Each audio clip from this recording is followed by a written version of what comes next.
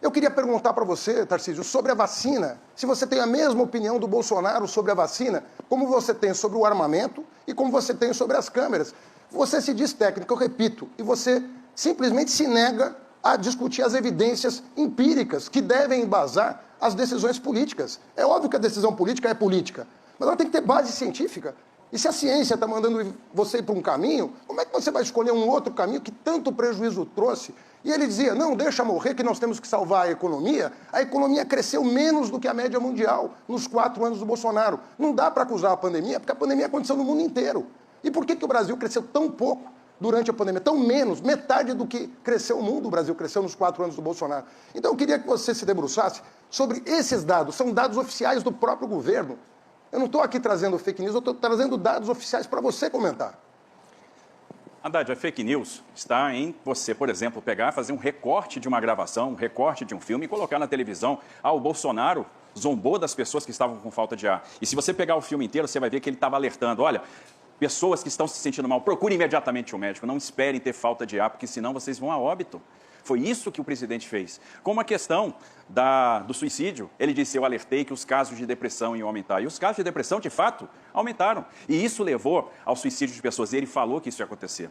Eu pergunto para quem está nos assistindo, para um comerciante, para um empregado no restaurante, para um empregado do bar, que hoje tem seu emprego porque o seu negócio não fechou, porque contou com o auxílio emergencial, porque contou com o Pronamp, se o auxílio emergencial não foi importante. A mão do governo federal salvou milhares de empresas, milhares de empregos. Foi determinante para que o Brasil não tivesse um colapso. E quando a gente fala de crescimento, gente, o Brasil cresceu em 2019 e tudo indicava que ia crescer 3 pontos, 3,5 pontos, talvez 4 pontos em 2020, até março de 2020, quando veio a pandemia. E o fato é que o Brasil enfrentou a recessão na Argentina, enfrentou a pandemia do Covid, enfrentou o desastre de Brumadinho, enfrentou a crise hídrica, enfrentou a guerra da Ucrânia e hoje o Brasil está crescendo. Por quê? Porque está gerando oportunidades. Vamos lembrar do governo do PT que deu 2 tombos seguidos. A gente caiu no ano 3,8%, no outro ano 3,6%, perdemos 3 milhões de empregos e sem nenhuma crise internacional. Nenhuma crise, Haddad.